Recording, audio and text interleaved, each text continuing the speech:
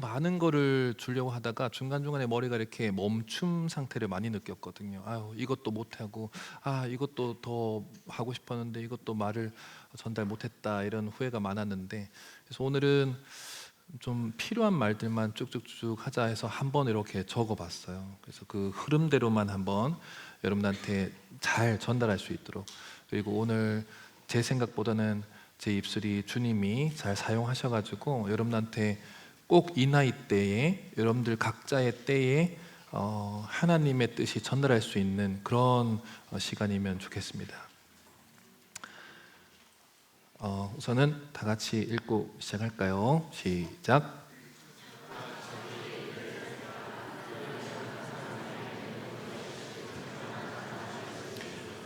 네, 열등감에 대한 부분을 다룰 때는 저렇게 비교의식에 대한 부분을 다루는데, 열등감의 시작은 남을 기준으로 삼았을 때에 열등감은 시작됩니다.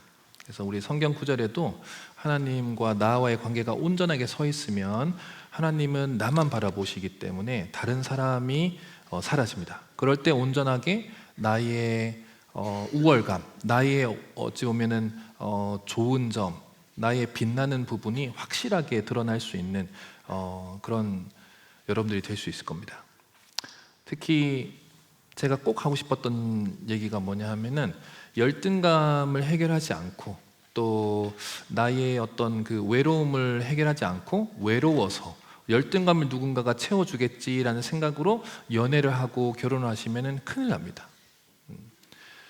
왜냐하면 상대방이 그걸 채워주는 존재로 여겨지면은 결국에는 상대방이 지치게 됩니다. 그래서 꼭 오늘 이 짧은 시간 안에 열등감이 무엇이고 열등감을 낮출 수 있는 그런, 그래도 논문으로 좀 찾아내려고 연구하고 이것만 열심히 판 사람들의 어떤 결론들을 오늘 조금이라도 여러분들이 알고 가셨으면 좋겠다라는 생각을 합니다. 여러분들 각자 열등감이 무엇인지 잠깐 생각해 보는 시간 잠깐 가질게요. 나는 열등감을 뭐라고 생각하냐? 저게 정의로 나와 있습니다. 저것도 한번 빨간색 3개만 빼고 한번 읽어볼까요? 시작.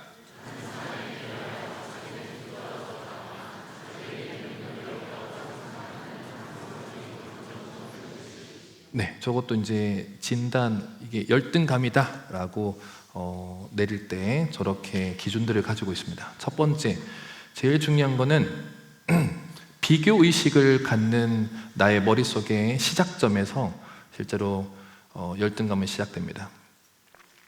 그럼 비교가 나쁜 걸까요? 그럼 비교가 나쁜 건가요? 오늘도 아무도 대답 안 하시기로 하신 거. 비교는 나쁘다기보다는 어떤 거를 비교하느냐에 따라서 좋을 수도 있고 나쁠 수도 있습니다. 그런데 이제 대학교에서 논문을 쓰다 보면은 무조건 집단 비교를 하게 돼 있거든요. 집단 비교를 안 하면 논문 쓸 수가 없어요, 지금은. 그런데 놀랍게도 비교를 하려고 하는 전제 조건이 뭐냐면 같은 조건이어야 돼요. 그럼 비교를 하려면 같은 조건이어야 비교를 할 수가 있어요. 그런데 여러분들 옆 사람 한번 지금 볼까요? 자, 첫 번째, 성도 다를 수도 있죠. 옆에 있는 뭐 여자친구, 남자친구, 남편, 아내, 또 언니, 오빠, 아니면 친구, 성이 다를 수도 있고, 또 동성이라 하더라도 얼굴이 같나요? 키가 같나요? 몸무게 같나요? 몸무게는 모르겠죠, 아직. 뭔가 다 다르죠. 맞아요. 다시 말씀드릴게요. 우선은 다른 사람에 비하여라고 했을 때 우리가 옆 사람과 나와 어떤 또 다른 누군가와 나와 혹시 비교하는 생각이 있다면 그 생각을 막을 수 있는 거는 전제 조건이 같지 않기 때문에 이런 생각은 내가 지금 내려놔야지라고 명분을 삼으시면 됩니다. 알겠죠? 제가 이런 비교 의식이 너무 강했어요. 저는 머리부터 발끝까지 다 열등감이었어요. 제가 첫날 간증할 때 얘기 드렸죠. 제가 왼쪽 뺨이 이렇게 벽에 이렇게 쓸리면서 여기가 날아갔었어요. 그래서 항상 저는 초등학교, 중학교 1학년까지 여기가 흉터가 계속 졌었어요. 그래서 이 흉터를 다른 친구는 없잖아요. 다 그냥 사진 찍을 때도 괜찮은데 저만 항상 가렸어요. 그리고 사진이 별로 없어요.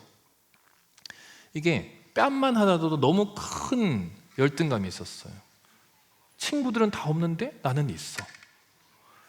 그래서 제가 그 당시 이제 저희 집 옆에 이제 목욕탕이 있었는데 목욕탕을 그렇게 자주 왔어요. 가가지고 여기 우리 그 이태리 타월 알죠? 알아요, 타월? 그걸로 그렇게 울면서 닦았어요. 근데 닦으면 계속 피가 나요. 그래서 저는 이제 빨리 딱지가 지면은 빨리 없어질 거라고 생각해요. 너무 바보같이 계속 그게 더 오래 가고 덧나고 이래가지고 힘들었는데, 그것도 그렇고 또 아버지한테 맞다가 고막이 터졌는데 사실 병원에 안 갔어요, 무식하게. 왜냐하면 그것 때문에 병원 가자고 얘기하면 또 더 맞을까 봐. 그래서 사실 저는 사실은 오른쪽 귀가 막 잘 들리는 건 아닙니다. 그리고 척추 제일 꼬리 쪽 뼈가 요추 밑에 있는 뼈들이 있는데 요추뼈하고 제일 끝에 있는 뼈들이 저는 기형이에요, 사실. 그래서 저는 이제 오래 달리기를 못해요. 그래서 그게 이제 고등학교 때 벌써 그 병이 있었기 때문에 저는 군대를 안 갈 수 있었어요. 근데 저희 아버지가 그 검사 끝나고 나서 빨리 군대 안 가면 죽여버린다고, 거기 의사분하고 얘기하고 있는데 아버지는 그냥 그런 얘기 하는 거예요. 나중에 군대 빨리 가라고, 그냥 대학교 올라가자마자 바로 안 가면 죽여버린다고 그런 얘기를 하셨었어요. 그래서 저는 그 1년, 대학교 1학년 딱 끝나자마자 제일 빨리 갈 수 있는 곳에 가라 그래가지고 신청했는데 해병대하고 공군밖에 없었어요, 그 당시. 그래서 제일 빨리 갈 수 있는 게 뭐냐 해서 아무거나 가려고 했는데 공군이 먼저 시험을 본다 해가지고 그냥 갔었던 거였어요. 그래서 저는 사실 저 자세가 잘 안 보이시겠지만 항상 이렇게 굽어 있습니다. 똑바로 서는 것도 상당히 어렵고, 그것도 이런 것들도 다 저만 아는 어찌 보면 열등감이고 컴플렉스입니다. 더 얘기할까요? 되게 많은데. 저는 검지손가락이 휘어져 있어요. 이게 여기 카메라가 이렇게 오나요? 여기 검지손가락이 휘어져 있습니다. 이렇게. 여기도 이제 부러져 가지고, 아무튼 뭐 그런 얘기까지 다 하면은 이것도 오늘 또, 그래서 저는 다 열등감, 신체 안에서도 열등감 덩어리입니다. 그런데 이것까지도 쉬프트 시킵니다, 하나님은. 제가 이런 것까지 겪지 않았으면은 극단적으로 하나님 안에서 행복을 느끼지 못했을 사람이었겠다라는 생각까지 합니다. 자기의 상황을 온전히 남하고 비교하지 않길 바라고, 그러면 비교가 나쁜 거냐라고 이제 대답을 결국에 하자면은 비교는 해야 되는 것이 있습니다. 그게 뭐냐면은 온전하게 과거의 나와 지금의 나는 매일 매 순간 여러분들은 비교하셔야 됩니다. 이건 심리학에서는 가장 중요하게 여깁니다. 철저하게 비교하세요. 그게 뭐냐면은 작년과 올해의 나, 작년의 나와 지금의 나는 얼마나 내가 성장하고 있는지 비교를 철저하게 하셔야 됩니다. 대답 아무도 안 하실 거예요. 그럼 비교를 하려면은 이따가 기법이 나오겠지만은 내가 오늘 느끼고 있는 나의 상태, 내가 오늘 공부하고 있는 상태, 내가 지금 가지고 있는 나의 상태를 기록을 해야지 나중에 기록을 같이 했을 때 비교가 되겠죠. 근데 내가 나를 표현하고 있지 않으면은 우리는 자꾸 기억을 하는데, 기억을 하시면 안 돼요. 기록을 하셔야 됩니다. 그래야 나를 철저하게 비교할 수 있다.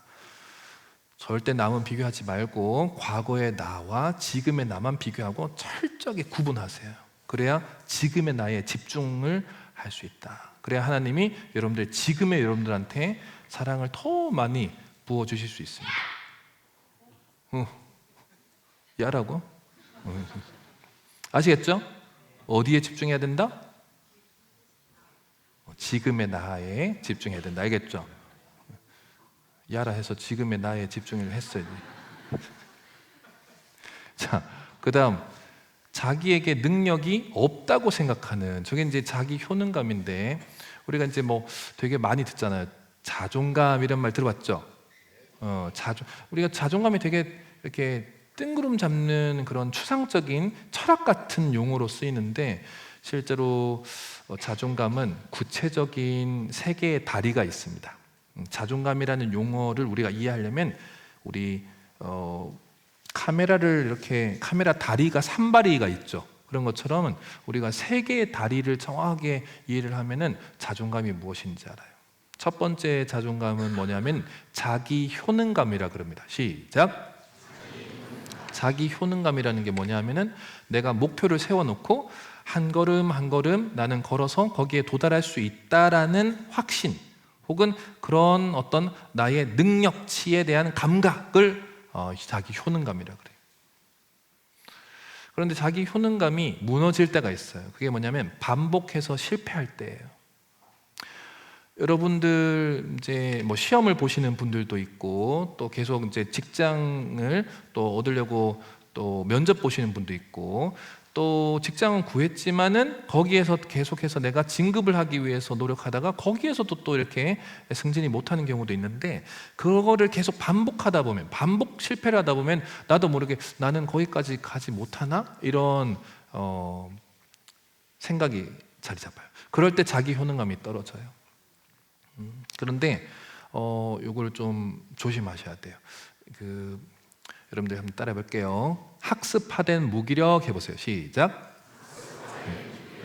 오늘은 제가 움직이지도 않을 거예요. 여기서 딱 얘기할 거예요. 그리고 이게 막 더 많은 얘기를 하기보다는 필요한 말만 딱 하려고 최선을 다하고 그리고 오늘은 최대한 제가 목소리를 막 높이거나 바꾸지 않을 거예요. 그리고 최대한 안 웃길 거예요.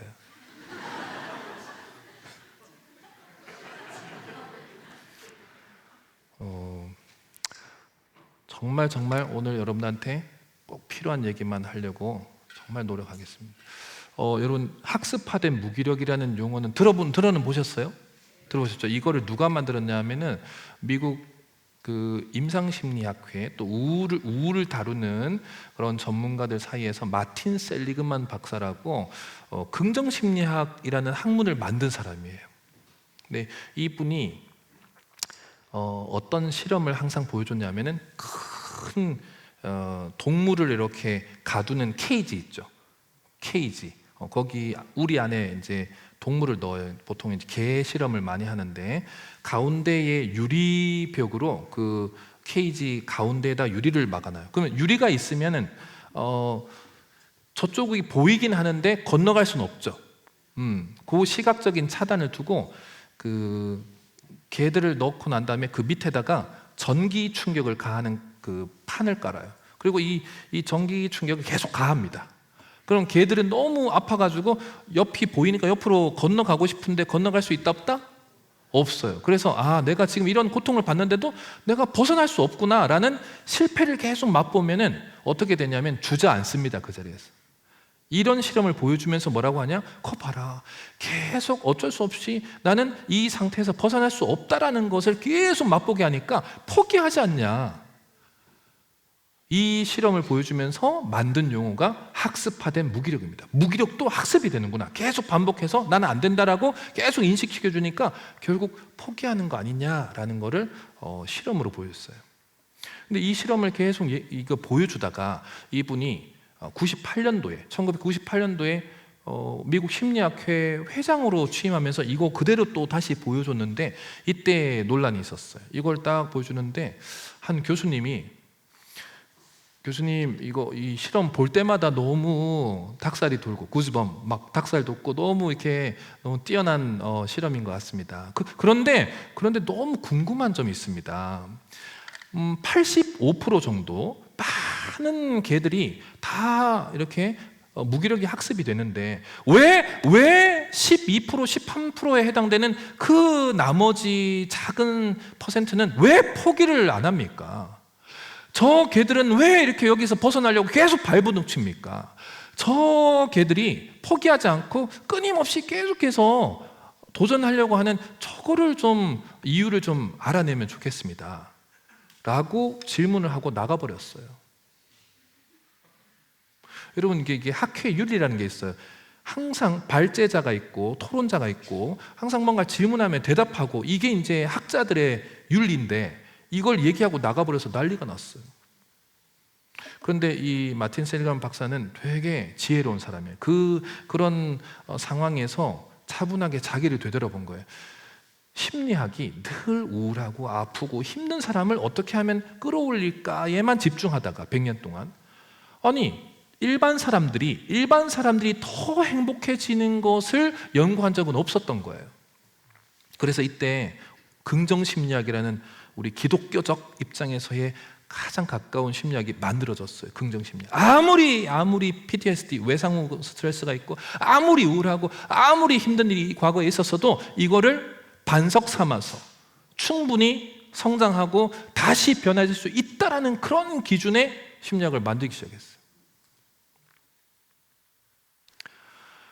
그래서 첫 번째 했던 일이 뭐냐? 여러분, 병원은 아픈 사람이 가는 거예요? 행복한 사람이 가는 거예요? 그렇죠. 병원은 아픈 사람이 왜 아픈지를 발견하려고 하는 건데, 찾으려고 하는 건데, 처음으로 긍정심리학이라는 학문을 만들어 놓고 나서 행복한 사람을 병원에 데려오기 시작한 거예요. 병원은 아픈 사람이 오는 건데 그 개념을 완전히 깨트린 거예요. 자, 그래서 행복한 사람들 찾아야 되는 거예요. 여러분, 여기 행복한 사람 손 좀 들어보세요. 나 지금 행복하다? 그건 아무도 안 믿어요. 놀랍게도 행복한 거는요, 주변 사람이 명확하게 알아봅니다. 내가 빛나고 있는 상태인지, 내가 얼마나 지금 성령 충만한 건지 여러분들이 제일 먼저 알 것 같지만 주변 사람이 먼저 알아요. 여러분, 우리가 태어나면서 내가 내 눈으로 나를 볼 수 있어요, 없어요? 물론 이제 눈을 뽑아서 돌리면 되는데 다 죽잖아요. 그러면은 하나님이 우리는 태어나면서부터 죽을 때까지 내가 내 눈으로 나를 한 번도 직접적으로 보지 못하게 하셨어요. 아멘. 두 번째, 여러분들 그 영어 공부하느라고 내가 녹음해서 내 목소리 들어보신 적 있죠? 내 목소리 같아요? 아니죠. 남들은 다 네 목소리야 하는데 나는 내 목소리가 어색하죠. 그게 왜 그러냐면은 남의 목소리는 귀가 웨이, 중이, 네이로 그냥 그대로 1차 청음으로 들리는데 나는 내 목소리가 이 뼈를 타고 청각신경까지 같이 소리가 안쪽에서도 다시 오럴 캐버티를 통해서, 구강을 통해서 다시 들어갑니다. 그럼 밖에서 들리는 소리랑 안쪽에 있는 소리가 부딪히는 중음이 들려요. 컴파운드 사운드로. 그러니까 쉽게 말하면 이중음을 확 들려서. 그래서 내가 내 목소리를 듣는데도 잘 안 들려요. 사람은 시각도 자기도 못 보고 내 목소리를 잘 듣지도 못합니다. 그러니까 자기가 자기 파악이 제일 안 되는 게 우리예요. 그래서 내가 행복하다라는 사람들을 찾을 때 어떻게 찾았냐? 그 사람이 행복하다고 해서 이렇게 참여자를 뽑지 않고 한 마을에 정말 놀랍게도 온전하게 행복한 사람을 찾아보니까 동네에 1, 2%도 안 되는 거를 그 당시에 발견했어요. 그게 뭐냐? 온 동네 사람이 동일하게 저 부분은 행복해요, 저 사람은 행복해요 라고 하는데 정말 그 많은 사람 중에 1, 2%도 안 됐어요. 100명 중에 한두 명도 안 나오는 거예요. 근데 이분들한테 연구비까지 이렇게 지원하면서 꼭 병원에 와서 유전자 검사 이런 걸 다 찾았어요. 여러분, 다 찾아보니까 어떤 일이 생겼냐? 여러분, 행복은 전이 되는 걸까요? 아니면 유전되는 걸까요? 옆에 행복한 사람이 이렇게 있으면은 너무 행복하게 웃는다, 나도 웃어야지, 이게 컨테이저스, 전이 되는 걸까요? 아니면 우리 부모님이 뭐 행복 유전자가 있어서 나도 그냥 유전자 받아서 나도 늘 행복한 거 아니냐? 자, 행복은 전이 되는 걸까요? 유전되는 걸까요? 맞아요. 전이가 틀린 건 아닌데 전이의 효과가 맞긴 해요. 그런데 2001년도에 논문들이 막 쏟아지는데 유전자를 발견을 해요. 그래서 여러분, 사람은 태어나면서 죽을 때까지 성격이 무지개처럼 다양한 사람도 있지만 한쪽으로 강하게 서 있는 사람도 있고 어떤 사람은 조금 차가운 사람도 있어요. 또 뭐 우리 이런 말을 하면 이제 오해는 하지 마시고, 우리가 TV를 보다 보면 연예인들 보면 되게 차가운 사람도 있고 따뜻한 사람도 있고 다 다르죠, 성격이. 근데 그거는 유전성이 분명히 존재, 하나님이 다 그것도 만드셨던 거예요. 이제 정확히 얘기하면은 숫자 5번, 세로토닌 계열의 숫자 5번으로 시작되는 HTT-LPR이라는 그런 유전자를 발견해요. 근데 그 유전자를 발표하려고 하다 보니까 이 발표하려고 하다 보니까 이게 똑같은 유전자가 있는 걸 발견했어요. 그게 뭐냐면 우울 유전자하고 행복 유전자하고 똑같은 거예요, 이름이. 그래서 발표를 하려고 보다 보니까 이름은 똑같은 거예요. 그래서 어떻게 차이점을 발견해야 되는데 이미 우울 유전자는 옛날부터 수십 년 전부터 알고 있었던 거예요. 할머니가 우울 장애가 있으시면요, 한 대 걸치면은 그대로 그게 또 내려갑니다. 그래서 우울이라는 것도 빨리빨리 발견해서 사실은 치료를 받아야 되는 거예요. 그냥 내버려 두면 안 돼. 우울은 감기가 아니에요. 그런데 놀랍게도 이 두 개를 비교해서 찾아보니까 우울 유전자는 짧아요, 길이가. 그런데 행복 유전자는 긴 거를 발견했어요. 그래서 요거를 어떻게 명칭을 지었냐면은 우울 유전자는 짧기 때문에 short, 짧다의 앞자를 따서 SS 유전자라 해요. 그리고 이 행복 유전자는 기니까 long 발음은 괜찮아요? long에 LL로 지었어요. 그리고 이렇게 하고 이거를 발표하려고 그러니까 이게 모든 세상의 논문은요, 뭔가가 희망적인 대안을 제시해야 논문다운 거예요. 그런데 이거를 발표하려고 하다 보니까 이게 너무 기계 같은 거야. 이걸 발표하면은 이걸 읽는 사람들이, 이 논문을 읽는 사람이 뭐라고 그럴게? 그러면 우리 엄마는 SS고 우리 아빠 SS면은 그럼 나는 무조건 뭐예요? 극 S. 우리 엄마 아빠가 우울 유전자면 나는 내 의지하고 아무 상관없이 나는 극 우울 유전자로 그냥 태어나 버린 거잖아요, 기계처럼. 이게 너무 좀 기계 같은 거예요. 그래서 이 논문을 중단을 하고 어떤 논문들이 쏟아지냐, 다시 우울한 유전자를 가진 사람으로 돌아갑니다. 특히 미성년자 청소년들하고 대학생들하고 많이 실험을 하는데 이 우울 유전자를 가지고 있는 이 친구들이 살아오는 삶을 짧지만 보니까 계속해서 사실 대인관계도 깨지고 실패도 많이 하고 계속 학습하던 무기력도 많이 생기고 그랬겠죠, 당연히. 그랬을 텐데 이 친구를 데리고 어떻게 하냐면은 미국은 대안학교를 만드는 게 되게 간단합니다, 사실 행정상. 그래서 건물에다가 이거를 미국 심리학회는요, 전 세계의 논문을 다 어디 기준을 따르냐면 미국 심리학회 논문 표준을 전 세계 모든 학문이 따릅니다. 그래서 APA라고 그래요. American Psychology Association. 아시겠어요? 그만큼 연구비가, 전 세계 연구비가 거기에 다 몰려 있다고 생각하시면 돼요. 그런데 그만큼 연구비를 많이 투자해서 어떤 걸 했냐, 이 많은 우울 유전자의 친구들을 가지고 2년 동안 이 친구들한테 환경과 생각과 감정을 계속 바꿔줬어요. 혹시라도 이 2년 동안 최선을 다해서 이 친구들 바뀌면 SS 유전자조차도 LL로 바뀔까? 근데 이게 너무 큰 벽에 부딪혔어요. 여태까지 과학은 바뀌지 않는다, 유전자는. 이게 계속 책에 있었거든요, 우리. 근데 이걸 건너뛰려고 시작했던 거예요. 놀랍게도 2년 동안 물질적인 부분도 계속 조작을 합니다. 수업 중에 계속 물을 줍니다. 자주 물도 주고 바람이 통하게 하고. 이것도 생리학적으로 엄청 중요합니다. 두 번째, 심리적 조작은 뭘 하냐면은 이 친구들이 학업이 조금 떨어진 친구들이었었어요.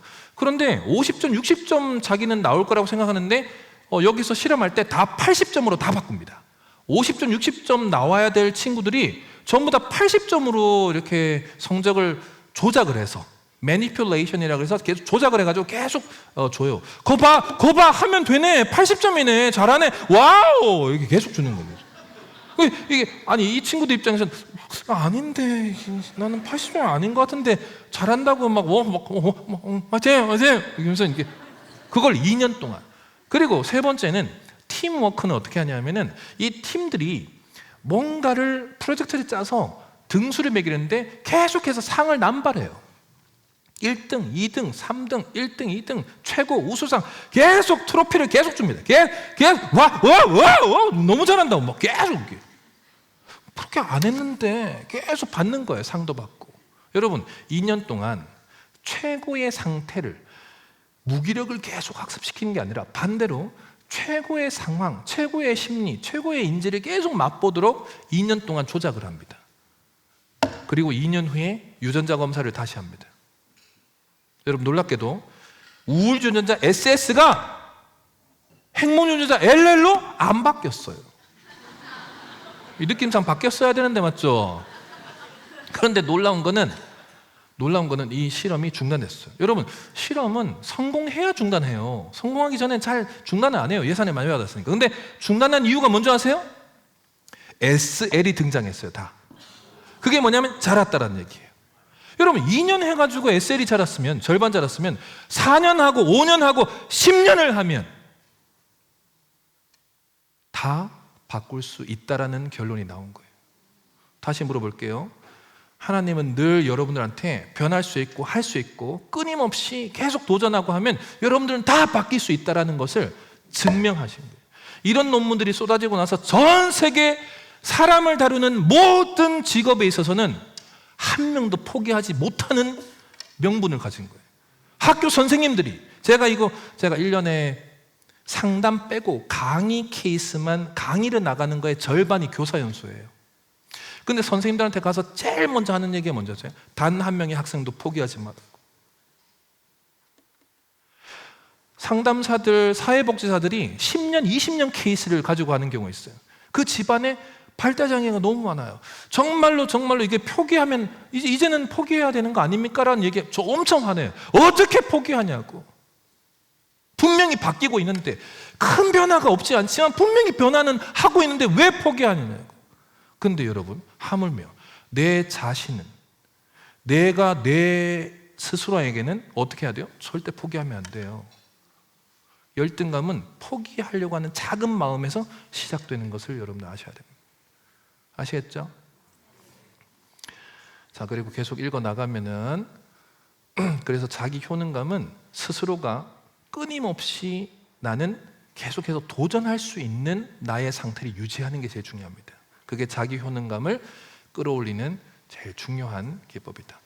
그리고 만성적이라는 표현이 저게 무서운 거예요. 만성적으로 나는 뭔가 할 수 없어 라는 생각을 끊임없이 1년, 2년, 3년이 쌓이면 쌓일수록 여러분들은 사실 스스로가 스스로를 아래쪽으로 계속 계단을 내렸기 때문에 그걸 다시 그만큼의 계단을 올라오는 게 어렵게 되는 거예요. 저게 만성적이라는 것 때문에 저게 병리학적으로 pathological, 병원에서 저걸 다루는 거예요. 약을 먹어야 되냐 안 되냐. 만성이 되지 않도록. 알겠죠? 마지막은 감정 또는 의식적으로 저거를 비교의식을 갖는 겁니다. 저거는 자기 조절감인데, 자기 조절감은 어떻게 우리가 우리 감정을 조절할 수 있는지 기술들을 뒤에 가르쳐 주기 위해서 이제 하나씩 또 넘어가도록 하겠습니다. 저 열등감이라는 용어는 누가 정의를 했고 누가 만들었냐? 놀랍게도 다들 다 들어보셨을 거예요. 알프레드 아들러라고. 혹시 그 미움받을 용기 책을 읽어봤다? 손 들어보세요.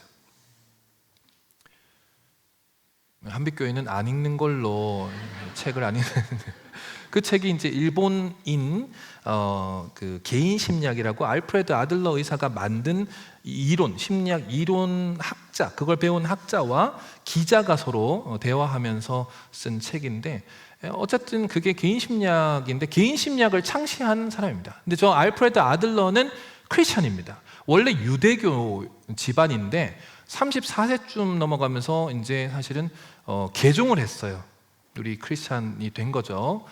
그런데 저 사람이 열등감 컴플렉스라는 저 용어를 전 세계에 사실은 심리학 용어, 정신의학 용어로 아예 박아버린 사람이에요. 근데 저 의사분이 원래는 또 정신과 의사가 아니었어요. 안과 의사였어요. 안과 의사였다가 정신과 의사로 또 바꾼 그런 계기 안에서도 컴플렉스가 엄청 많았고, 심지어 저 사람이 열등감 컴플렉스 용어를 왜 만들었을까? 움직이지 않기로 저 사람은 본인이 열등감 덩어리였기 때문에 그래요. 자, 한번 볼까요? 태어나면서 사실은 둘째로 태어났어요. 여러분, 여기서 첫째 열등감보다 더 심한 거는 나중에 성장할 때 보면 둘째 열등감이 훨씬 셉니다. 심리학에서는 둘째들을 많이 들여다봅니다. 쉬지 못하고 계속해서 달려가야 되고, 욕심이 너무 많고, 지는 거 못 견디고, 나서는 거 좋아하고, 자기 알려줘야 되고, 이런 것들이 기본으로 깔려 있습니다. 이게 스펙트럼이 높냐 낮냐의 차이지 첫째보다는 심합니다. 첫째들은 책임감이 강합니다. 그러다 보니까 무게감을 많이 느낍니다. 누굴 돌봐야지 이러지, 둘째는 내가 나가야지 이러고, 첫째는 돌봐줘야지 이럽니다. 그래서 알파요드 아들러는 둘째로 태어나면서 뭘 해도 첫째보다는 못하잖아요. 형, 누나, 언니, 오빠보다 뭔가 내가 미숙하기 때문에 그것 때문에 계속 눌립니다.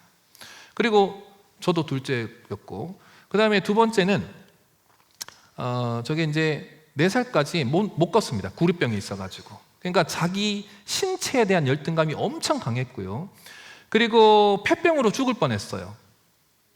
그러니까 저게 이제 질병불안장애, 그러니까 하이포콘드리아시스라고 건강염려증이나 이런 저런 그러니까 질병이라는 게 뭐냐면 나 어디 걸리면 사망할 거야 이런 감각이거든요. 저게 계속 있어요. 그리고 동생이 또 어렸을 때 죽어요. 그걸 직접 시각적으로 직접 목격합니다. 죽는 거를. 제가 제 간증 때 얘기 안 했는데 저희 아버지가 왜 그런 성격이 되었을까? 여러분 되게 궁금하죠? 저한테 엄청 많이 질문했어요. 사실은 아버지가 왜 그래요? 이렇게 질문을 많이 하셨는데 저희 아버지는 쌍둥이셨거든요. 쌍둥이. 근데 쌍둥이인데 초등학교 때 놀다가 동생이 죽는 걸 봤어요. 놀다가 죽었어요. 놀다가. 근데 온 가족들, 온 친척들이 저희 아버지 어렸을 때 만날 때마다 뭘 물어봤을까요? 어떻게 죽었냐? 이걸 보세요. 어렸을 때는 뭣도 모르고 이렇게 죽었어요 얘기하다가 중학교쯤 사춘기 올 때 누군가가 나한테 질문하는 게 공격으로 들리는 거예요.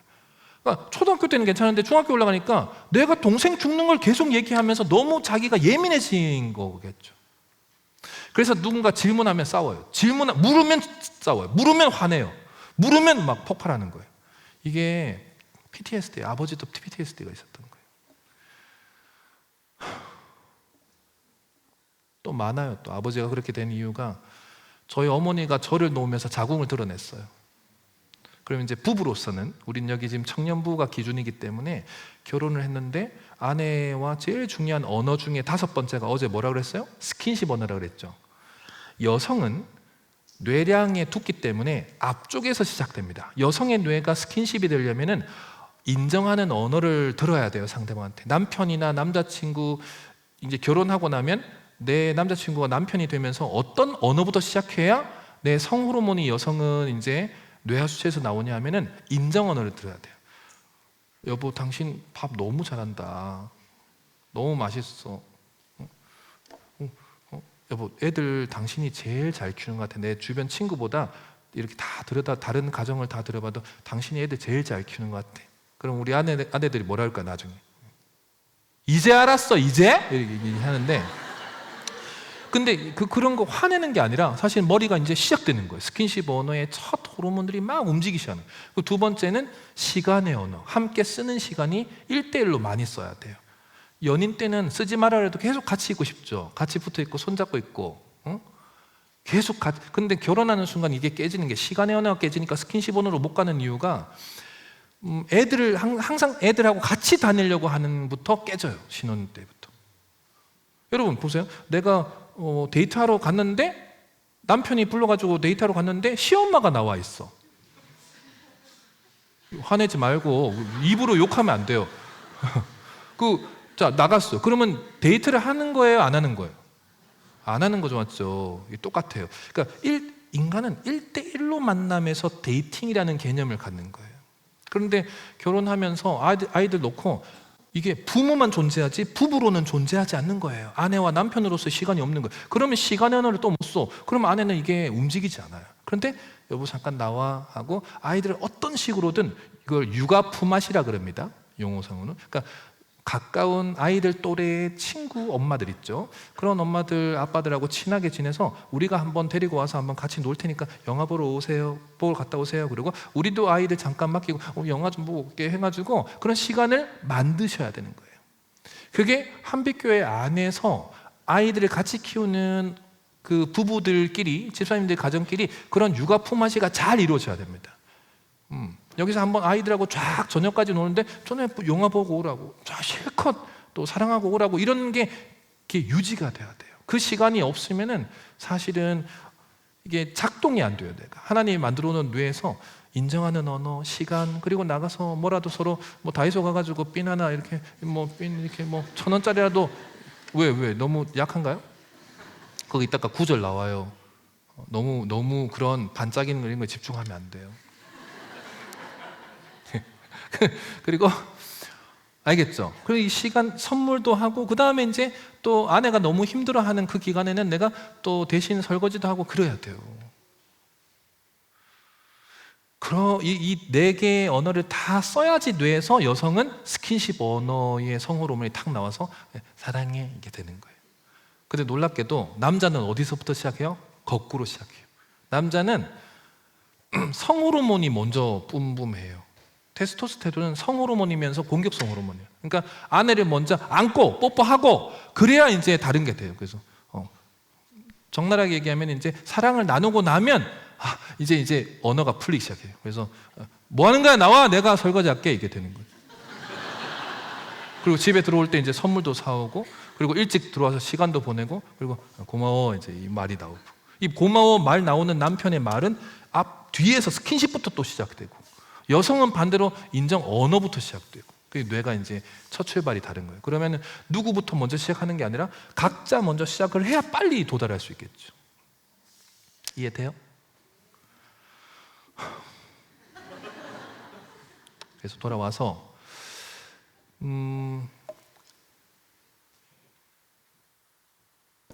열등감은, 근데 알프레드 아들러가 저 열등감을 얘기할 때 가장 중요하게 여기는 건 저 열등감 컴플렉스를 만들 때 핵심이 뭐냐면, 열등감 컴플렉스가 결국에는 사람을 망친다라는 이론을 하려고 저 용어를 만든 게 아니라, 열등감은 우리가 성장하고 발전하는 그 핵심 동력이다라는 것을 얘기하려고 이 열등감 컴플렉스를 만든 거예요. 인간은 열등감 때문에 무너지는 것보다는 이거를 밟고 올라가는 일들이 훨씬 더 많더라라는 것을 밝히려고 저걸 만든 거예요. 여러분들은 오늘 이 말을 기억해야 돼요. 하나님은 우리한테 고통을 주고 아픔을 주고 힘듦을 준 그 과거를 왜 주셨을까? 저한테 왜 그런 아버지를 주셨을까? 핵심은 그것 때문에 더 많은 하나님한테 축복 돌릴 수 있는 일을 만드시려고 했던 거라는 걸 확신을 가져야 돼요. 그거를 여러분들 나이에 깨달아야 됩니다. 지금 이 시기에 깨달아야 됩니다. 그러면은 지금부터 뭐 해야 돼요? 빨리 결혼을 해야 돼요. 빨리 고통을 느껴야 되고 힘듦을 느껴야 돼요. 진짜 그거는 제가 너무 확신하는 말인데, 건강한 고통이라는 거를 꼭 기억을 해야 됩니다. 나 혼자서 고민하는 거 이런 걸로는 절대 느낄 수 없어요. 결혼을 해서 부부로서 사는 시작점이 있어야지 이게 하나님의 마음이구나라는 걸 너무 많이 느끼기 시작합니다. 하나님이 얼마나 나를 힘들어 하셨을까, 이거부터 이제 시작되는 거예요. 그러면서 이게 맞춰 나가는, 서로 한 걸음 한 걸음 다가가는 이런 시간, 경험들이 쌓이면서 실제로 신앙은 폭발하기 시작하는 겁니다. 자, 이제 하나씩 이제 넘어갈게요. 그러면 비교 자체가 좋은 거냐 나쁜 거냐라는 질문.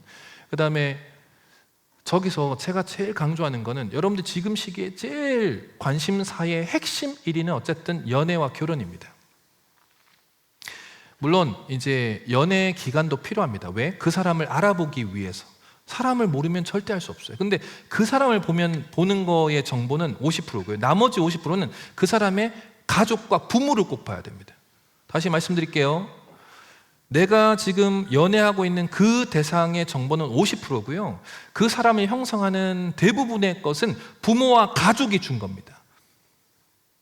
그래서 그 부모와 가족을 보지 않는 이상은 절대로 사실은 바로 또 결혼하시면 안 돼요. 정보가 없는 거예요, 사실은. 그리고 다 봤는데 인간은 완벽한 존재가 아니고, 하나님 분명히 나한테 건강한 고통을 주려고 나랑 다른 사람을 붙여놓을 수도 있고, 분명히 힘든 사람을 줬을 수도 있어요. 그런 부분이 있어요. 근데 그걸 다 알고 결혼을 한 상태에서는 맞춰나가고 수정하고 변화를 하면 됩니다. 그런데 모르는 상태에서 하면 충격받고 상처를 받고 갈등으로 옵니다. 그래서 연애 기간 때는 그 사람의 정보의 50%와 가족의 정보 50%까지 철저하게 서로 분석하고 알아야 됩니다. 자, 그래서 저기서 다 빼고요, 외로울 때 결혼하면 안 되는 이유부터 간단하게 몇 개만 설명할게요. 그래서 오늘은 열등감의 부분에 외로움이라는 영역을 확실하게 떼고 가셔야 돼요. 자, 왜 외로움을 너무 심하게 느끼는, 우울이 있거나 외로움을 느끼면 왜 안 되냐? 첫 번째, 상대방이 나를 채워줄 거라고 생각합니다.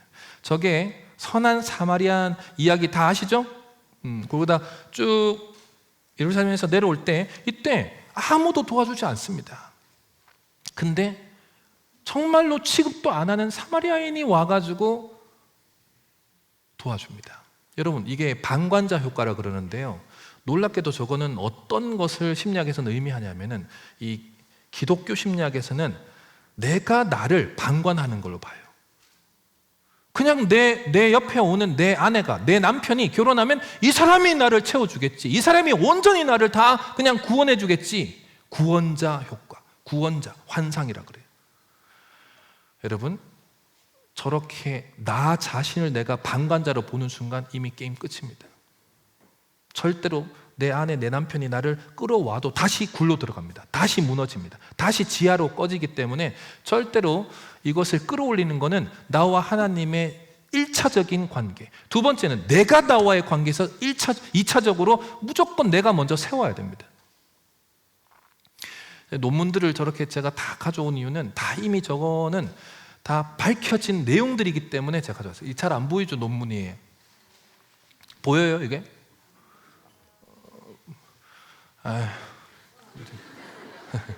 근데 대표 키워드는 제가 바이스탠더 이펙트라고 이제 적어놨으니까, 혹시 저거 제가 가지고 오는 저 자료는 필요하다 그러면 다 받으세요. 목사님한테 받고 전사님한테 받아가서 다 가져가서 확인할 건 다 확인하세요. 뭐 다 가져가세요. 그리고 꼭 여러분들이 저거를 막아내고 또 방어할 건 방어하고 여러분들이 스스로를 지켜야 됩니다. 하나님 안에서 우리가 지킬 거는 확실히 지켜야 됩니다. 두 번째, 내가 외로운 상태에 결혼하면 안 되는 이유. 외로운 사람들이 결혼하면 가장 큰 문제가 뭐냐면, 논문에서 저게 나와요. 그게 뭐냐면은, 그 외로운 아내든 남편이든 그 사람의 얼굴을 확인하는데, 실험에서는 얼굴이 항상 프로닝이라고 인상을 쓰고 있는 시간이 깁니다. 일반 가정보다. 그러면 얼굴 인상 쓰는 게 뭐가 큰 문제예요? 라고 생각하는데, 저기는 이동을 할 거예요. 이렇게 왔다 갔다. 알겠어요? 안 쓰고 싶은데 하나만 아세요? 첫 번째, 우리 머리에는 12개 신경이 있어요. 몇 개? 척추에는, 몸에는 31개 신경이 있어요. 그럼 이걸 어떻게 알아요? 쉽게 이렇게 하면 됩니다. 자, 손을 드세요. 12월 31일.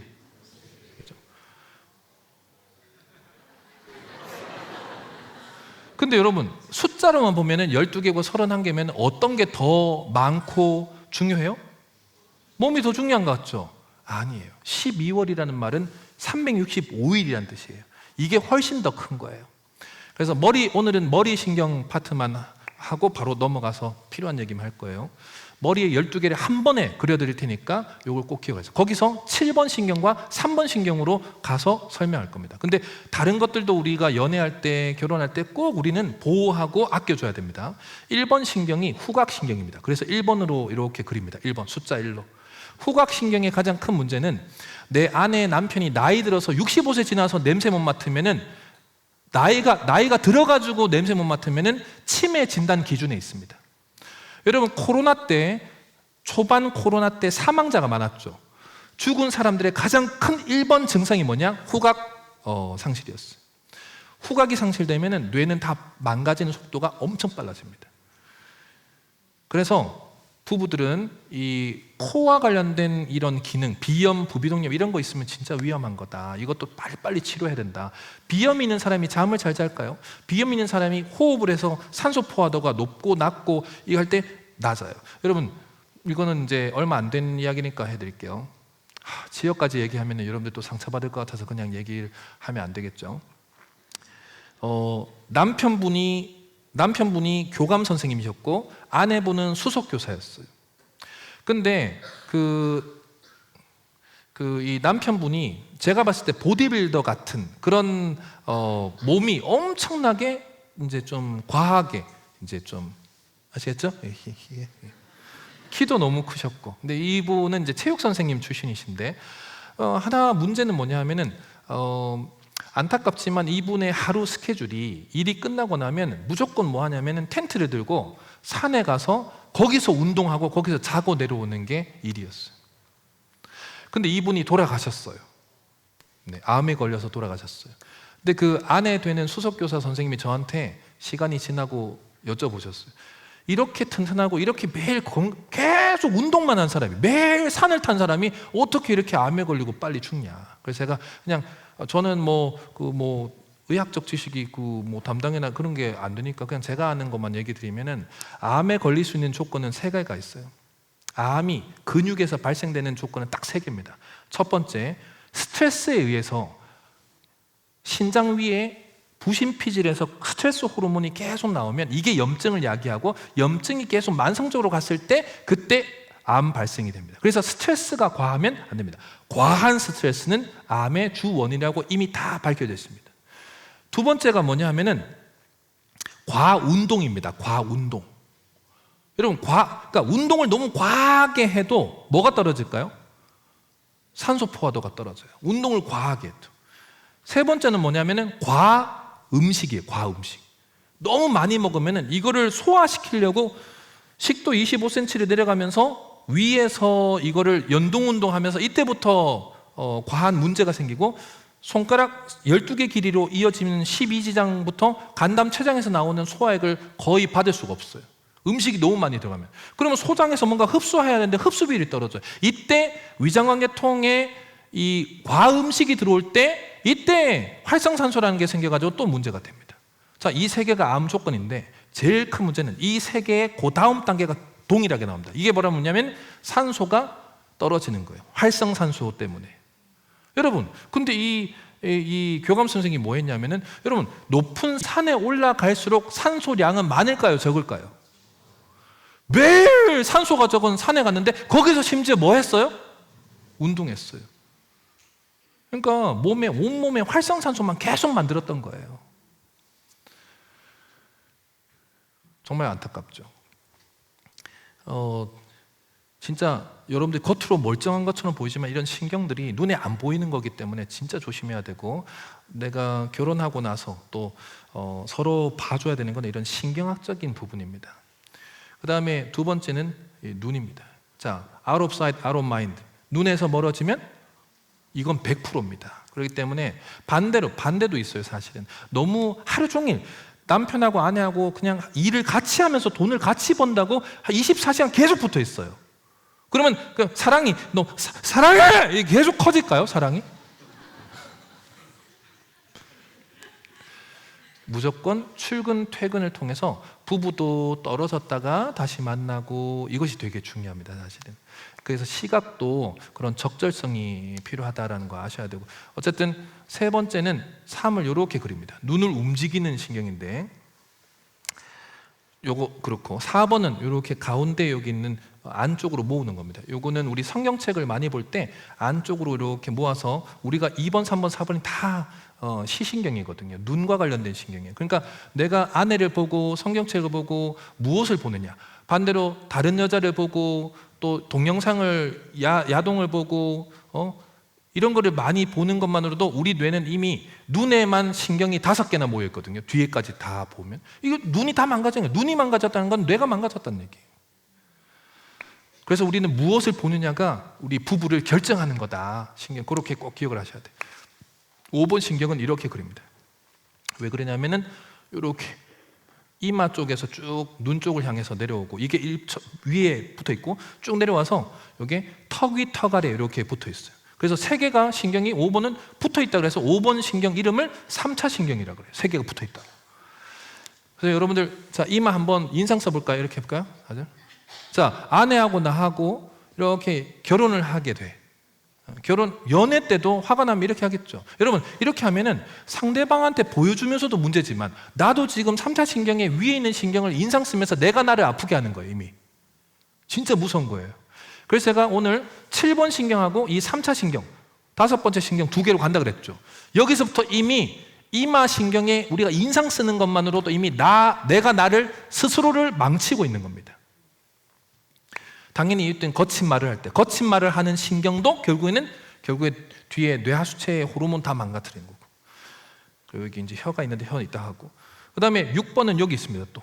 자 보세요. 눈은 2, 3, 4, 6, 그 다음에 5. 이렇게 해서 눈에 신경이 5개나 있어요. 여러분들 매일매일 무엇을 보느냐가 내 머리를 결정한다는 거 꼭 기억하셔야 돼요. 결혼하고 나서 절대로 딴 거 보면 안 된다는 얘기예요. 7번은 이렇게 그려요. 이렇게 머리카락. 자, 이거 머리카락 신경 아니에요. 저희 집사람이 화요일인지 수요일인지 기억이 안 나요. 또 혼나는데 이러면은 화요일인지 수요일인지 어쨌든 머리를 이렇게 단정하게 이렇게 자르고 왔어요. 그리고 저한테 뭐 달라진 거 없어 이렇게 항상 이렇게. 여러분, 아내들이 머리를 하고 나면 남편들은 바로 알아차려야 돼. 너무 예쁘다. 와. 이걸 해줘야 돼요. 전사님 아시겠죠? 네. 그러니까 이건 머리 신경 아니라 7번 신경은 얼굴 신경이에요. 이게 오늘 핵심이에요. 얼굴 신경. 이 얼굴 신경이 이따가 얘기할 거고, 8번 신경은 청신경입니다. 여러분, 무엇을 들려주느냐, 내가 무엇을 듣느냐가 또 뇌는 그 정보를 그대로 받아서 나를 형성해요. 찬양하는 순간 하나님을 생각할 수밖에 없어요. 근데 우리는 다른 소리를 들으면서 다른 생각을 하면 이미 끝나는 거예요. 저는 사실 아버지 발자국 소리, 할머니 발자국 소리, 누나 발자국 소리, 엄마 발자국 소리를 다 구분할 수 있습니다. 왜? 가정폭력 피해 아동의 가장 큰 특징이 뭐냐면은 예민합니다, 귀가. 왜냐하면 아버지 발자국 소리 들으면 피해야 되니까, 빨리 자는 척 해야 되니까. 여기까지만 할게요. 이거는 9번 신경은 어디 있냐면은 여기 혀 앞쪽이 7번 신경입니다.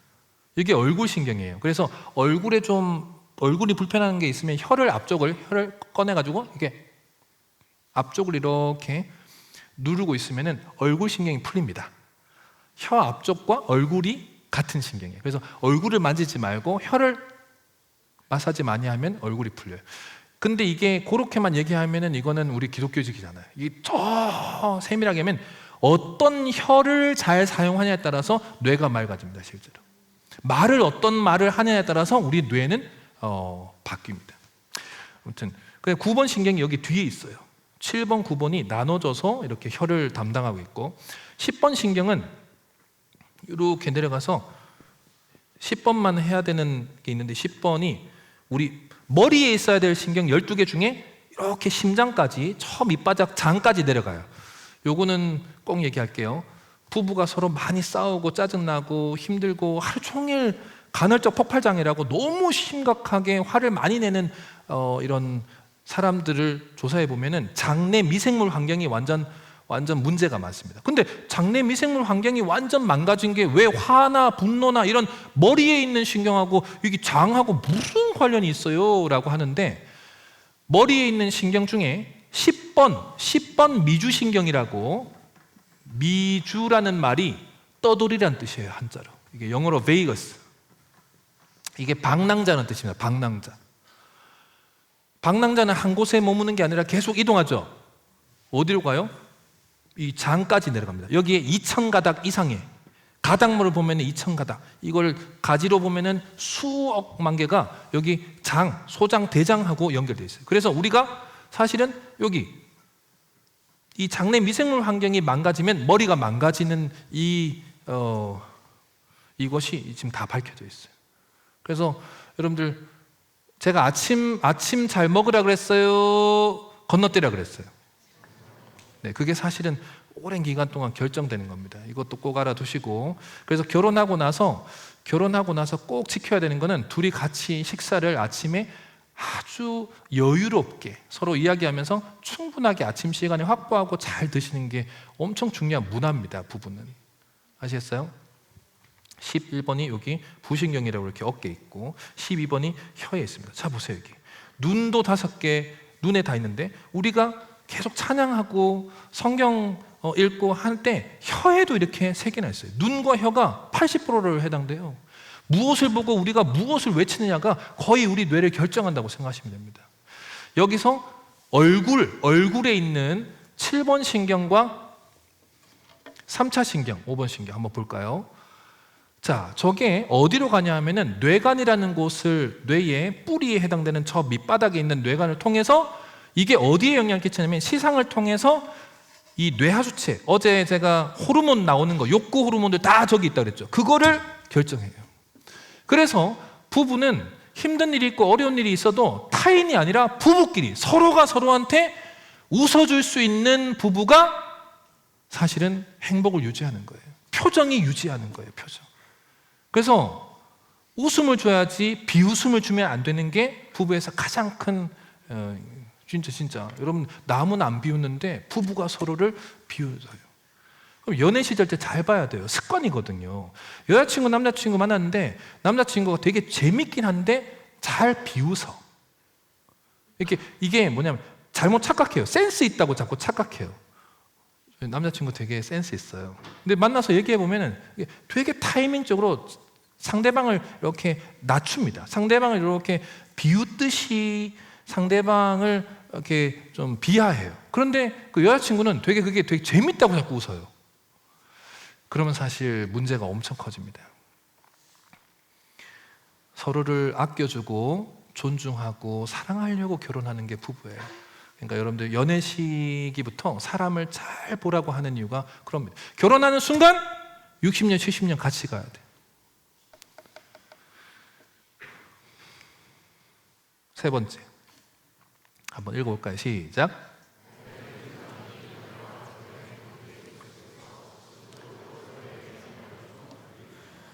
여러분, 연인들은 닮아간다 이런 말 들어봤어요? 제발 뉴스를 보셔야 돼요. 알겠죠? 제발 뉴스도 보고 다 보세요. 저런 논문들은 너무 많이 이렇게 나와 있어서. 근데 도대체 아니 서로 닮아간다? 저걸 어떻게 아냐? 그 거울 신경이라는 게 발견되면서 저게 많이 입증이 됐는데, 여러분, 타인보다 부부는 서로를 얼굴을 보면서 웃을 때 같이 웃고 화가 날 때 같이 화내죠. 그러다 보면은 상대방이 웃을 때 거울 신경 때문에, 우리 뇌 거울 신경이 어디 위치, 저기 있어요. 거울 신경 위치가 저기 전두엽하고 두정역 위치의 연결성, 커넥텀에서 일어나는 건데, 두 위치에서 계속 연결해서 저 빨간색 색깔 동그라미 쳐 있는 저 위치에 거울 신경 활성화를 봅니다. 상대방하고 똑같이 할 때. 근데 놀랍게도 부부는 10년, 20년 살면서 상대방하고 나하고 웃을 때 어떤 게 똑같냐? 알고 보니까 웃는 각도가 같습니다. 그래서 남이 볼 때 딱 정지해 있는 상황에서 사진을 찍었을 때는 같다고 보지 않아요. 근데 계속 우리는 초단위로 움직이고 있죠. 움직일 때 그 부부를 보면 같은 미소를 지을 때, 같이 웃을 때, 같이 화낼 때 그 각도가 같아가지고 둘이 되게 닮았다. 이렇게. 여러분, 그러면 내가 지금 만나야 될 사람이 만약에 계속 외로워서 계속 프로닝, 인상 쓰고 있는 사람을 내가 만났다면 나는 그거를 닮아갈 거라고 내가 결정하는 거예요. 그러고 싶나요? 그러면 안 돼요. 그래서 저는 솔직히 말하면은 제가 잘 선택한 케이스, 오히려 사실 집사람이 저한테 만나자고 먼저 얘기했어요. 저는 확실하게 기억을 하고 있거든요. 근데 저는 아무래도 어렸을 때 그 영향이 조금은 남아있겠죠. 막 계속 웃는다기보다는 조금은 침울한 부분에 좀 잔존이 가요, 저는 시간이. 근데 저희 집사람은 생각보다 떨어지는 그 시간이 적어요. 그래서 그쪽에서 상대방이 웃다 보니까 나도 이렇게 올라가는 것들을 많이 느낍니다. 그래서 되게 감사하죠. 그거를 계속해서 고백을 해요. 너 아니었으면 어쩔 뻔했냐 이런 얘기 많이 해요. 그럼 거기서 그래 이런 얘기 안 하고 나도 당신 아니었으면 어쩔 뻔했어 이 얘기를 꼭 해줘요. 되게 고맙죠. 거봐 이랬으면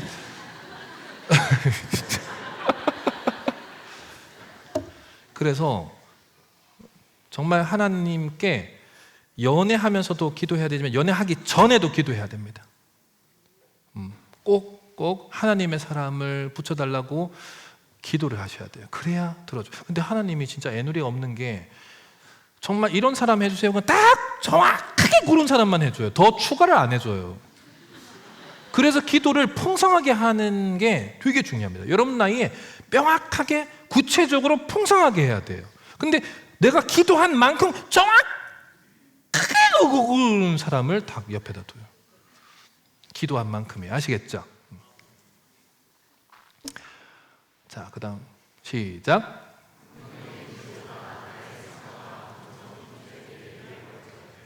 네, 저것도 우울한 사람하고 내가 연애를 하거나 결혼을 하게 되면 안타깝지만 그 사람의 우울한 반려자, 우울한 내 커플 상대의 뇌는 안타깝지만 저 편도체 활성이 계속 자주 일어나고 많이 일어나기 때문에 계속해서 머릿속에서 즐거운 생각보다 좀 불편한 생각, 짜증난 생각, 비판할 생각, 뭔가를 비난할 생각들이 계속 돌아가고 있는 사이클이기 때문에 그거를 내가 계속 조절해 줘야 되는 사람으로 옆에서 존재를 많이 해야 돼요. 내가 많이 에너지를 써야 돼요. 그걸 이렇게 조절하려고.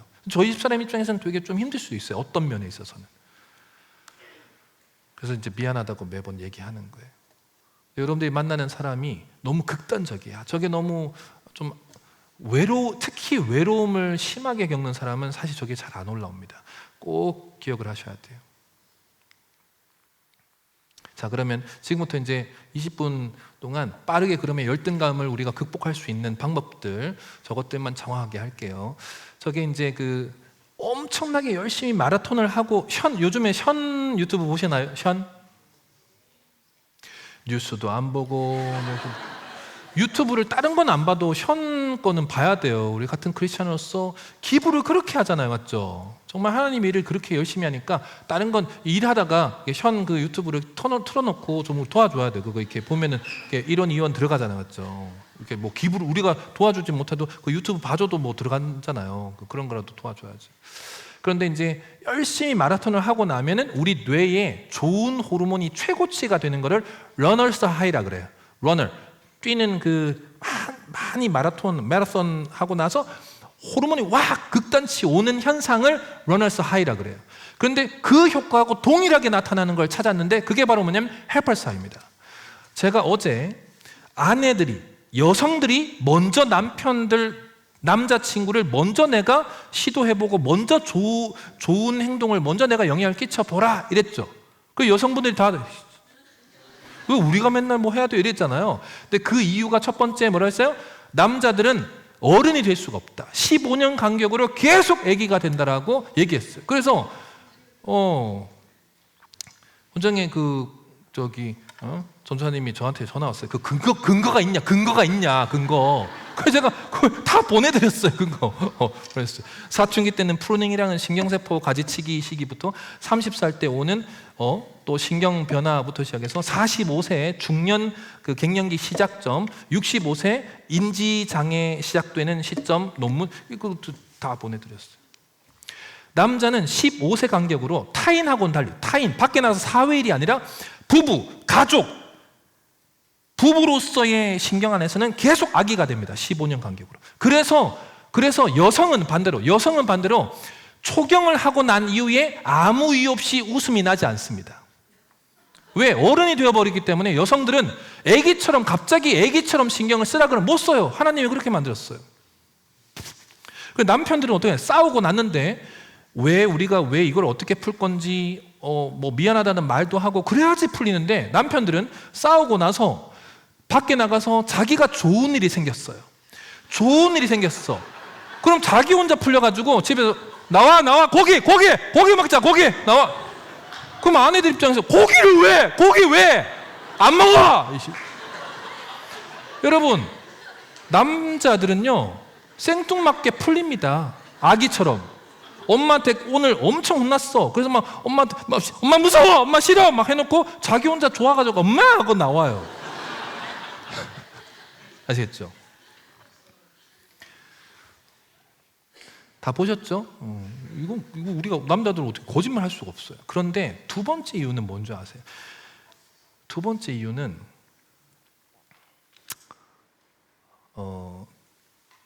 이런 실험을 해요. 내가 왜 먼저 해야 돼요? 라는 그런 마음을 갖고 있는 분들한테 누군가한테 그러면 반대로 나는 가만히 있고 남편들한테 도움을 먼저 받고 타인한테 도움을 먼저 받았을 때 내가 호르몬이 막 많이 나와서 내가 많은 좋은 조건을 갖출 수 있을까? 정신적으로, 신체적으로. 아니면 내가 누군가를 먼저 도움을 주는 상황에서 내가 오히려 내가 사느냐를 오히려 거꾸로 실험을 해봐요. 너무 내가 먼저 하는 거를 억울하다고 하니까. 모든 실험 결과가 어떻게 나와요?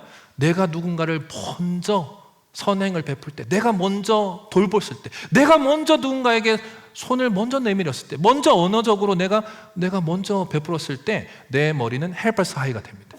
저걸 다 밝혀냈어요. 근데 저기에 열등감을 극복하는 방법의 모든 방법이, 심리학에서 사는 그 모든 방법이 우리 성경에 구체적으로 그걸 다 증명하고 있어요. 저는 거꾸라고 생각해요. 성경의 말씀에 하나님의 말씀으로 우리가 계속 실험을 해서 연구해서 찾아내고 있는 거라고 저는 확신합니다.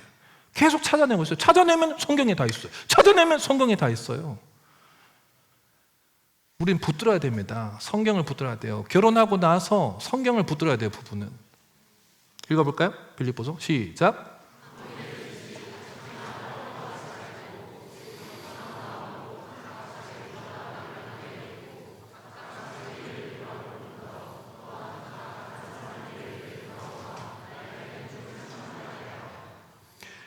각각 자기보다 남을 낮게 여기라. 여러분, 내 상대자에게 먼저 내가 더 빨리 먼저 할 생각을 해야 됩니다. 저쪽에서 해주겠지. 내 남자친구인데, 내 남편인데, 그럼 이미 관계는 깨지는 거예요. 이런 거 있죠. 결혼하기 전에 충분히 내가 이 사람의 문제점을 찾아서 계속 내가 먼저 해주고 있는데 안 바뀐다. 그 기간을 설정해 놓고 한번 정확하게 쳐야 됩니다. 나는 이렇게 했는데 바뀔 것 같으면 좋겠어. 바뀌었으면 좋겠어. 또 이렇게 되돌아왔으면 좋겠어. 우리는 피드백이 있으면 좋겠어. 라고 얘기를 했는데 다시 기회를 줬는데도 3개월, 6개월, 1년, 2년 줬는데 다시 안 바뀌어요. 그러면 안 되는 겁니다. 네, 그거는 진짜 안 되는 거예요. 이게 원래 중독이라는 파트에 설명하는 건데요. 중독도 최소 1년을 봅니다. 치료가. 그렇게 치료를 하는데 중독 치료가 제일 어려운 이유가 뭔지 아세요? 이거는 Revolving Door Syndrome. 우리 호텔이나 이런 데 가면은 이렇게 회전문들이 있죠. 회전문이면 이렇게 나가다가도 저쪽 안 들어 다시 돌아올 수 있잖아요. 이게 회전문 증후군이라고 그래요. Revolving Door Syndrome이라고.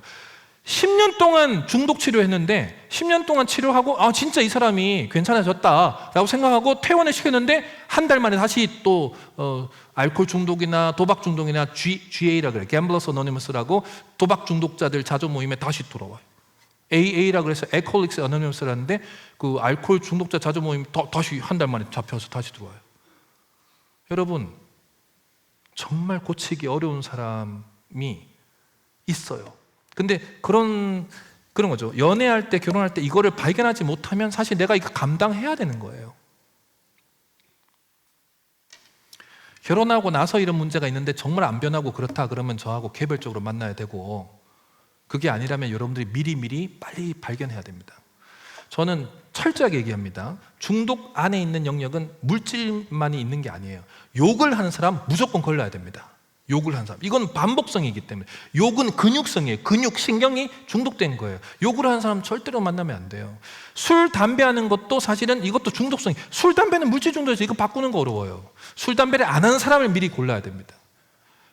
이미 결혼하려고 하는데 어떻게 해요? 철저하게 바꿔야 돼요. 술, 담배는 그 항갈망제라고 있습니다. 그거 꼭 먹어야 되고, 그 다음에 그런 거 있죠.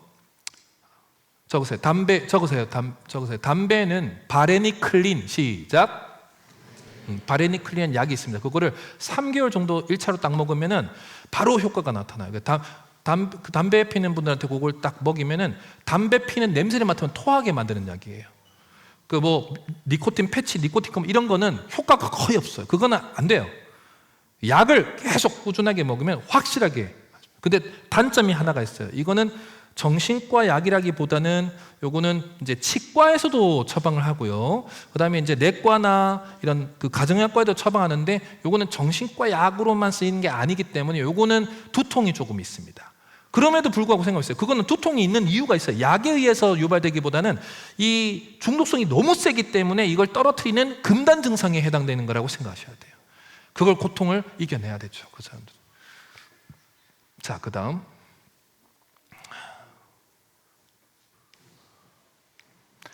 그래서 여기 1번 우리가 이제 내가 먼저 해야 되긴 해야 되는데 여기서 이제 열등감에 대한 부분을 살짝 한 번 더 깊게 치려고 제가 저거 가져왔어요. 열등감하고 부러움하고는 구분을 하셔야 돼요.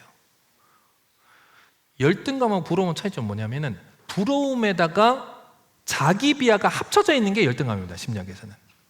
그러니까 누군가를 부러워하는 거는요, 오히려 저 사람 닮아가고 싶어요 라고 하는 내 길이 보이는 아주 중요한 그 발전성이에요.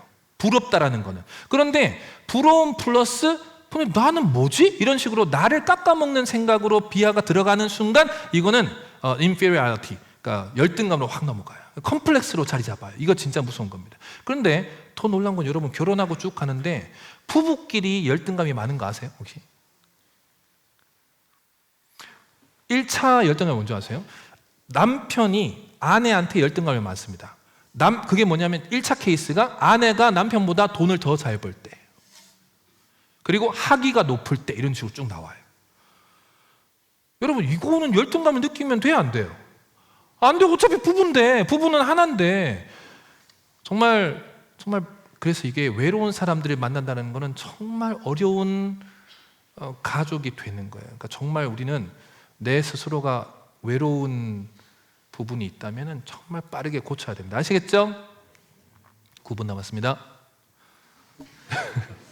그리고 제가 이건 어제 한번 강조는 했는데 우리 열등감을 바꿀 수 있는 가장 중요한 게 이 비교 열등감이라는 게 있는데, 이거를 누가 나한테 주냐, 여기에 관련된 논문도 엄청 많은데요. 누가 나한테 주냐? 1차가 우리 부모가 제일 많이 줍니다. 여러분들 명절 때 집에 갈 때마다 내 나이가 차면 찰수록 이 비교 열등감을 누가 주냐? 타인들보다 부모가 거의 줍니다. 자, 부모님과 가족의 대화 7개 시작.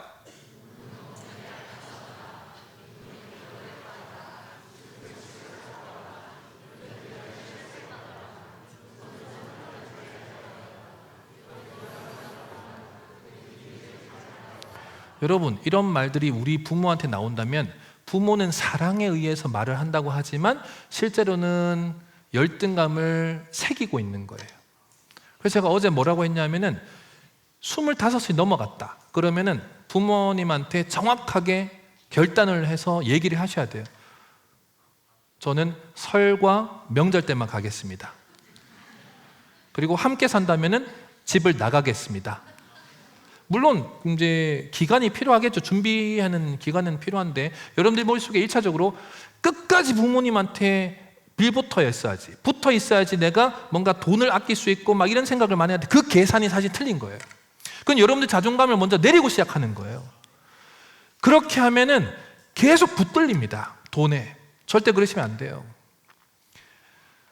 아무튼 아시겠죠? 그것도 더 얘기하고 싶은데 넘어갈게요. 우선 그리고 제가 이 열등감에 대해서는 이게 너무 깊은 얘기라서 필요한 부분만 가져왔는데, 이게 신체 변형장애, 이게 2013년도 DSM-4 파트에서는 저게 진단 기준이 신체 추형 장애라고 번역됐었던 거예요. 그러니까 내 얼굴이 추하다. 저는 이게 제일 많았고 너무 제일 안타까웠어요. 여러분 외모는요 진짜 길어봐야 17, 18년밖에 안 갑니다. 길어봐야. 아닌 것 같아요? 저는 TV에 나와서 어떤 사람들이 막 그런 얘기 하잖아요. 얼굴 잘나봐야 오래 못 간다. 그런데 얼굴이 못나면 아예 못 간다. 이런 식으로 막 장난치는데 저는 그 말 너무 싫어해요. 그런 말들, 장난스러운 말들조차도 사실은 꽂히게 됩니다. 전 장난쳐야 될 때랑 안 쳐야 될 때가 이게 너무 섞여 있어요, 지금 우리 문화는. 근데 저는 저거는 좀 오랫동안 띄워주세요. 죄송한데 제 얼굴이 필요 없어요. 지금 상태는 저거 계속 띄워주셔야 돼요. 저기서 실험, 제가 이제 저 논문도 가져왔는데, 이제 사람이 사람한테 오랜 기간, 짧은 매력과 긴 듀레이션 기간을 보는데 매력이라는 걸 끊임없이 느껴야 되는 게 연애고 결혼이에요, 결국에는. 아니 그런 거 있잖아요. 외모 뜯어먹고 사는 게 아니다. 이런 얘기를 우리 어른들이 우리 키우면서 맨날 얘기하는데 너도 결혼해봐라. 결국에는 얼굴 뜯어먹고 사는 거 아니다. 이런 얘기하는데 그걸 다 증명을 했어요. 저 실험을 해보니까 실제로 외모로 이런 그 매력을 느끼는 거는 정말 짧은 기간이에요. 아까 있잖아요. 어제 제가 도파민 나오는 게 36개월밖에 안 된다고 그랬죠. 36개월. 놀라지 말고 들으세요. 외모의 기간은 12개월이 안 갑니다. 저랑 동갑이 공유가 있어요. 공유.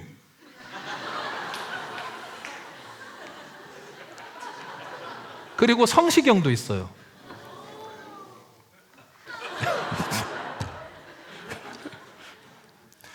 얼마나 제가 외모 컴플렉스가 있겠어요. 둘이 있으면은. 근데 둘 다 결혼 안 했잖아요. 둘 다 애가 없잖아요. 맞죠? 그런 거죠. 아니, 핵심은 결혼을 했냐 안 했냐가 핵심이에요. 옆에 내 사람이 있냐. 애들은요 20년을 맡겨요. 하나님이 20년 동안 자녀를 놓고 충분히 맛봐라. 20년을 맛보게 하는 거예요. 그리고 끝나는 거예요. 애들은 독립하는 거예요 사실. 그러면 죽을 때까지 내 옆에 있는 그 사람을 맛볼 수 있느냐가 엄청난 평생의 매력을 맛보라고 내 사람을 붙여주는 거예요. 애들은 어차피 나한테 덤이에요. 덤. 그 맛도 중요한데 그리고 이런 실험이 있어요. 놀라지 말고 들으세요. 자녀들한테 엄마 아빠의 똥 냄새를 맡게 합니다. 그리고 부부한테 서로의 똥 냄새를 맡게 합니다. 여러분 놀랍게도 결혼한 지 20년이 딱 넘으면 자녀들은 죽었다 깨나도 부모님 똥을 못 맡습니다. 근데 여러분 똑같은 똥 냄새인데 부부는 참아냅니다. 여러분 죽을 때 내 옆에 누가 나를 돌볼 수 있고 나를 함께 할 수 있는 줄 아세요? 자녀가 아닙니다. 부부입니다. 그래서 중심은 부부여야 돼요. 자녀를 행복하게 키우기 위해서라도 부부가 바로 서야 되고 부부의 매력이 오래 가야 돼요. 그 매력은 외모가 아니에요. 외모가 낫다. 여러분 외모를 보고 결혼하는 그 1순위의 외모는 완전 망치기 시작하는 첫 시작이에요. 하나님은 중심을 보라고 했어요. 저기 밑에 죄송해요. 베드로전서를 더 크게 했어야 되는데 제가 저한테 트라우마가 있나 봐요. 내담자들이 저게 너무 많아가지고 저한테 항상 오거든요. 저게 이제 강박장애 5개 중에 저게 2번 진단이에요. 1번이 순수 강박이 있고 청결 강박, 정렬 강박 이런 거 있죠. 그런 건 다 이게 순수 강박이고 2번이 저 신체 변형장애예요. 3번이 뭐냐면 밖에서 이렇게 선물 받은 거를 집에다가 계속 쌓아둬도 절대 못 버리는 사람이 있어요. 이게 뇌가 진짜 많이 망가진 거예요. 버리지 못하고 계속 쌓아둬요. 이걸 뭐냐면 홀딩 디스오더라고 저장 강박 장애. 집에 가면 계속 뭔가 쌓여져 있어. 그리고 치우긴 치웠지만 계속 쌓여. 못 버려. 이거 버리자고. 안 돼. 그거 얼마나 소중한 건데. 20년 전 거예요, 구슬이. 20년 전 거 사진이 뭔가 이게 또 필요 없어. 정리할 수 있는 힘이 정말 좋은 거예요. 그리고 4번째가 손톱 물어뜯는 엑스코레이션이라고 피부 뜯기. 손톱, 입술 이런 거 뜯으면 또 안 돼요. 5번째는 발모강이라 그래가지고 머리카락, 눈썹, 코털, 작은 털을 뜯는 거예요. 이거 다 강박이에요.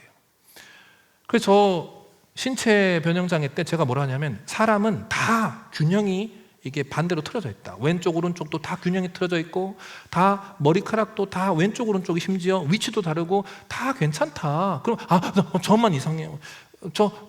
점이 엄청 이게 좀 걸려. 사람은 다 점이 있다. 저만 너무 다 점이 있다. 다 문제가 없다. 예쁘다. 자기 외모에 대해서 스스로가 낮게 평가하는 게 가장 안타까워요. 여러분들은 하나님이 가장 아름답게 그냥 이 상태로 빚어놓은 겁니다. 예. 그리고 요즘엔 바꾸면 돼요. 그래서 이거는 그냥 써드릴게요. 이것도 옛날에는 싹센다. 그 다음에 지금 위고비. 그 다음에 이제 다음 달부터는 마운자로라는 게 지금 마운자로가 지금 아마 이겼을 거예요. 이게 투트랙으로 치료하는데 이게 치료가 더 잘 돼요. 물론 이제 암 치료나 다른 영역까지 보면 위고비가 최고긴 한데 살 빼고 하는 거는 이게 최고예요. 고민하지 마세요. 빨리 월급 타서 내가 어느 정도 모아가지고 이거 지금 위고비가 한 40만 원 한 달에 4번 주사 놓는데 자기가 놓거든요. 안 아파요, 안 아파. 그냥 놓으면 돼. 쭉 놓고 한 주 동안 한 번만 놓으면은 살이 쫙 빠져요. 렙틴이라고 식욕 억제 호르몬이 쫙 분비돼가지고 배고픔이 없어져요. 그러니까 잘 안 먹어. 아침만 쫙 먹고 먹지 마라. 여러분들이 왜 살이 찌냐? 먹어서 그런 거예요. 덜 먹으면 돼. 아침 열심히 먹고 점심 간단하게 먹고 저녁은 안 먹는 게 좋아요, 사실. 우리나라는 원래 점심이라는 용어가 없었다고 그랬잖아요, 제가. 맞죠? 저 SNS 때문에 열등감이 지금 우리 젊은 청년부에는 저것 때문에 잡혀 있습니다. 저는 SNS 절대 하지 마라 그래요. SNS는 하면 안 됩니다. 정말 나는 SNS 하는 게 제일 지금 위기라고 봐요. 저것도 논문 제가 또 찾아왔는데 SNS를 하는 사람일수록 자존감이 떨어져 있습니다. 열등감이 많습니다. 여러분 SNS 보면은 그 사람이 다 포토샵하고 전부 다 뽀샵하고 자기가 제일 예쁜 모습으로 다 바꿔서 실제 그 사람은 이상해. 원래 실제가 안 이상해야 되는데 뽀샵을 한 거를 자기라고 하고 그 사람 보니까 이상해. 왜 그런 줄 아세요? 아니 본인이라고 해가지고 카톡 사진에 제가 이분이구나 하고 만나서 워크숍 만나면 다른 사람이야. 기준을 포토샵을 주고 하니까 이분을 못 찾는 거예요, 제가. 여러분 본인 얼굴을 자기가 스페셜하고 느껴야 돼요. 저 SNS 볼 이유가 없어요. SNS에 자기가 힘든 사진을 올리는 SNS 사진이 어디 있어요? 다 좋았을 때 그 찰나만 하는 거지. 자, 사무엘상 읽어볼까요? 시작.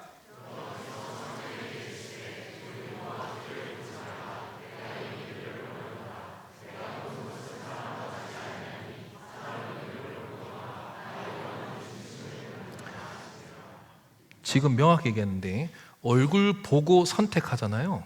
결혼하고 나면 얼굴 때문에 가장 위기가 옵니다. 상대방이 하는 말, 상대방이 하는 말투, 상대방이 보여주는 손짓, 발짓, 상대방이 보여주는 그 감정 통제력이 사실은 끝까지 갑니다. 그걸 찾아야 돼요. 찾아야 돼요. 아시겠죠? 자, 그 다음 윗부분에 제가 이걸 안 했네요. 이걸 냄새 파트를 많이 하려고 그랬는데 그 연애 결혼할 때 가장 중요한 게 냄새입니다. 냄새. 그 냄새 때문에도 많이 헤어집니다. 그 액취증이라 그래가지고 요거는 이게 한 2, 3년 전까지만 해도 되게 제가 이거 상담하기 어려웠어요. 왜냐면 액취증은요 냄새 안 맞으면은 진짜 이혼 사유였어요. 그게 법정을 가도. 그런데 요즘에는 액취증 수술이 그 2주도 안 걸리더라고요. 2주. 여기 그대로 그 액취증, 그 액취 영역을 딱 빼요, 샘을. 그럼 냄새가 안 나. 이거 진짜 너무 혁명적이에요, 이제는. 그래서 수술하면 돼요, 그냥 수술. 아시겠죠? 그냥 주사 맞으면 돼. 살 빠지고. 수술하면 돼요. 냄새가 안 나. 근데 냄새 때문에 계속 견딜 필요가 없어요. 그리고 연애를 하면 씻어야 돼요, 제발. 깨끗해야 돼요. 그리고 좋은 냄새를 풍겨야 돼요. 서로에게 최선을 다해줘야 돼요. 근데 진짜 냄새를 계속 땀 냄새를 있는데 보고 싶다고 만나고 그건 진짜 최악이에요. 상대방을 배려 안 하는 거예요. 항상 깨끗하게 위생은 정말로 깨끗하게 하고 연애 시기부터 자기 관리를 잘해야 돼요. 그게 습관이 돼야 돼요. 부부는 아시겠죠? 그게 나중에 결혼하면은 이제 성관계의 영역으로 가요. 정말 깨끗해야 됩니다. 안 그러면 진짜 아시겠어요? 이제 마무리 할 거예요. 이제 이거만 하고 이제 끝나요. 이제 요것만 할게요. 이게 마지막입니다. 이게 여러분들 열등감을 어떻게 없애요? 구체적인 오늘부터 시작을 하세요. 이거는 영성일기, 감사일기, 묵상일기, 성찰일기라고 우리 기독교에서는 쭉 저렇게 다양하게 하는데 그냥 하나님께 오늘 받은 그 마음을 우리가 기록하는 겁니다. 그러려면 큐티를 해야 되거나 콰이어 타임을 가져야 돼요. 나에게 그날 읽으면서 성경 구절 읽으면서 나한테 주신 그 키워드를 주던 아니면 그냥 내 마음을 주던 그걸 계속 기록하는 그 시간만으로도 열등감은 떨어집니다. 시편 읽어볼까요? 시작.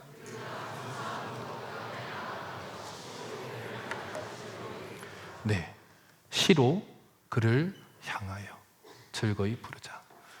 여러분들이 쓰는 글은 단순 글이 아닐 겁니다. 세상 글이 아니라 하나님께서 여러분들에게 그 순간순간 주는 그 영감을 우리가 받아 쓰는 것은 사실은 하나님께 바치는 시다라는 걸 꼭 알아두고 그거를 많이 쓰면 쓸수록 나의 연인한테 쓸 수 있는 언어도 시로 바뀝니다.